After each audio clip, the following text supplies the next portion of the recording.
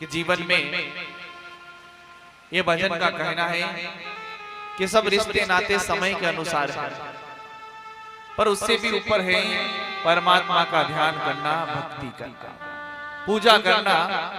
सब रिश्ते नाते जुड़ते रहेंगे।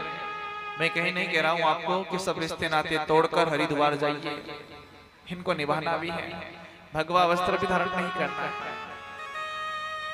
परंतु एक जरूर बात कहूंगा कि जिसकी पत्नी, जिसका बेटा और जिसकी बहू संस्कारी हो तो अपने आप को संत समझना चाहिए, और ये तीनों संस्कारी नहीं हो तो सांझ पड़े सब बेची ने हरिद्वार चले जाना चाहिए। कितना जरूरी है, क्योंकि किसके लिए एकत्रित कर रहे हैं? आओ तू जनसंपदा तमे जऊ तुच केम छो आवा बारू समय नामे ना तो जानू ज पड़से। अगर ये तीनों आज्ञाकारी नहीं है तो बताइए, दिन रात जब आप मेहनत कर रहे हैं तो किसके लिए कर रहे हैं? मजदूरी कर रहे हैं तो किसके लिए कर रहे हैं? और चार चार बेटे हो ना, तो जब बचपन में चार चार बेटों के भाव क्या होते हैं और शादी के बाद भाव क्या होते हैं? धुंधड़का वालों की बात नहीं, साहब दूसरी तरफ की बात है। कहा गया कि जब पिताजी कहीं बाहर से आए तो छोटे छोटे बच्चे होते हैं, पूछेंगे ये पापा मम्मी कणी का, तो चारों एक साथ बोले ये पापा हमारा, ये माताजी हमारा। और जब वो पापा बन जाता है और पूछे कि मम्मी पापा कणी के हिस्सा में सबसे छोटों के साल भर कोठे को मेज ले रहे क्यों? कहता होता है। पर सच कहूं, पहले की दुनिया हो चाहे अब की दुनिया हो, अब का समय हो पिछला समय हो, जब आपके पिताजी स्नान करने जावे ना तो एक बार उनके बनियान को जरूर चेक करना। उसमें आपको कम से कम 10 छेद मिल जाएंगे, पर आपके कपड़ों पर एक छेद नहीं आने देते, आपके कपड़ों पर एक दाग नहीं लगने देते। वह पिता। और जब इन माता पिता का बंटवारा आप करने लग गए, बांटने लग गए हैं, और जो अपने माँ बाप को बांटता है उस पर कभी भी परमात्मा की कृपा नहीं होती है। हाँ, चाहे उसने अरबों खरबों की संपदा कमा रखी है और उसके माँ बाप यदि प्रसन्न नहीं है, खुश नहीं है, तो बेकार उसकी कमाई है, और धरा का धरा एक दिन यहीं रह जाएगा। आप संग में कुछ भी नहीं ले जाओगे, आया है तो जाना पड़ेगा।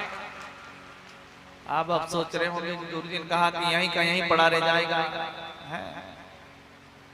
देखो, मेरा अभिमान है, मेरा कहने का मतलब है कि ऐसे काम करिए कि आने वाली 7-7 पीढ़ी आपको याद करे, आने वाले लोग आपको याद करें।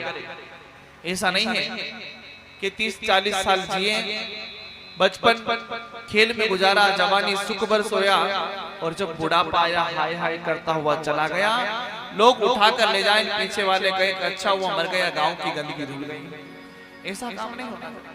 आने वाले लोग कहें कि क्या व्यक्ति था, क्या काम किया, अपने नाम की ईंट, अपने नाम का चारा गौशाला के भीतर डले, संतों के मुख में भोजन देने का कार्य करे, गौ माता को चारा खिलाने का कार्य करे।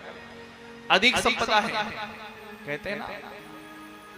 हमारी एक सोच है, सबसे ज्यादा हमारी माताएं कहती हैं, यदि कभी भी कोई द्वार पर आता है तो कहते हैं, कोई मांगने आ जाए कि लो 500 रुपए की आवश्यकता है, तो हमारी माताएं कहती हैं कि जेर खवाना पैसों को नहीं। ऐसे शब्दों का उपयोग नहीं करना चाहिए। कहते हैं है तो बहुत, पर अभी आपको देने की व्यवस्था नहीं है। जैसी सोच आप रखोगे, जैसा वचन आप बोलोगे, वैसा का वैसा ही होता जाएगा। जैसा आपने कहा वैसा का वैसा ही होगा। कहते हैं कि जब बाबा रामदेव एक बंजारा आया मिश्री बेचने के लिए, पूछा तेरी भारत में क्या है, तो बोले कि इसमें तो नमक है। मिश्री थी तो कहा कि इसमें तो नमक है, नमक भरा हुआ है। भगवान ने कहा जैसी तेरी सोच वैसा ही तेरा माल खजाना हो जाए साहब। और जब वो बेचने लग गया मिश्री को, तो जो उसे खरीद कर खावे तो उसका स्वाद खारा लगे, नमक लगने लग गया। वो दौड़े दौड़े रामदेव जी के चरणों में जाकर कहता क्षमा करो, मेरे से त्रुटि हो गई।